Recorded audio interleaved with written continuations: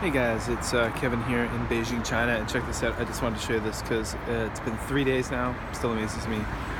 Um, this is some sort of telecom box, I think. It looks like phone switching gear. Wide open. Just open up. All the doors are open. It's unlocked. And actually, here we go. Yep, this side too. All the cables and stuff.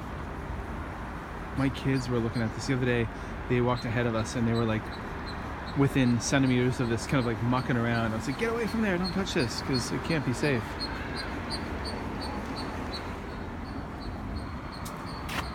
So when you think about it, guys, it can't be safe. But Beijing, I see interesting things.